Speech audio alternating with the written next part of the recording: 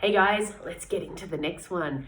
So the next chapter is called The Names. Remember, we have found out more about Miss Honey, and now it's been revealed that Miss Honey's aunt is the Trunchbull. Bum, bum, bum. Huge news, huge news.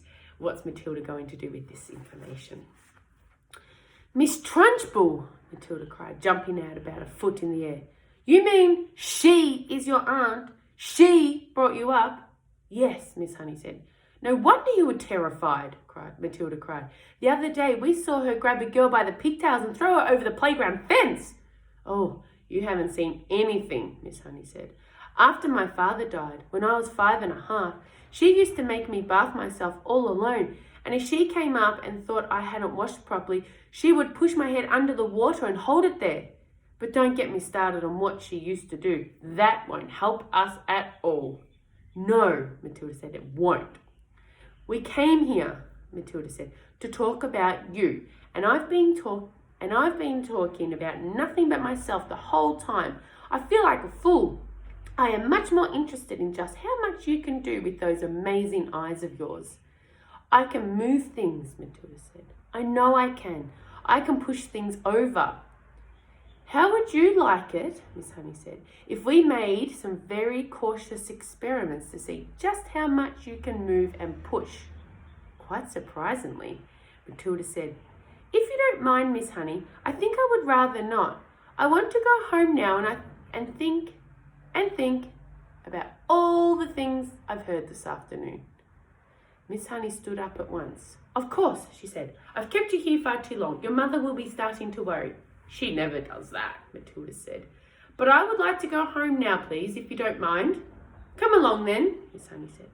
I'm sorry I gave you such a rotten tea. You didn't at all. I loved it. The two of them walked all the way to Matilda's house in complete silence. Miss Honey sensed that Matilda wanted it that way. The child seemed so lost in thought she hardly looked where she was walking, and when they reached the gate of Matilda's home, Miss Honey said, You had better forget everything I told you this afternoon. I won't promise to do that, Matilda said, but I will promise not to talk about it to anyone anymore, not even to you. I think that will be wise, Miss Honey said. I won't promise to stop thinking about it though, Miss Honey. I've been thinking about it all the way back from your cottage, and I believe I've got just a tiny little bit of an idea. You mustn't, Miss Honey said. Please forget it. I would like to ask you 3 last things before I stop talking about it. Please will you answer them, Miss Honey? Miss Honey smiled. It was extraordinary.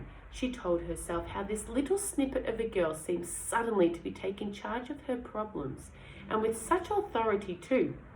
Well, that depends on what the questions are. The first thing is this. What did Miss Trunchbull call your father when they were around the house? What did Miss Trunchbull call your father when they were around the house at home? I'm sure she called him Magnus, Miss Honey said. That was his first name. And what did your father call Miss Trunchbull? Her name is Agatha. That's what he would have called her. And lastly, Matilda said, what did your father and Miss Trunchbull call you around the house? They called me Jenny, Miss Honey said. Matilda pondered these answers very carefully. Let me make sure I've got them right, she said. In the house at home, your father was Magnus, Miss Trunchbull was Agatha, and you were Jenny. Am I right? That is correct, Miss Honey said. Thank you, Matilda said. And now I won't mention the subject anymore. Miss Honey wondered what on earth what was going on in the mind of this child. Don't do anything silly, she said. Matilda laughed and turned away and ran up the path to her front door, calling out as she went. Goodbye, Miss Honey. Thank you very much for the tea. All right, that's the end of that very short chapter.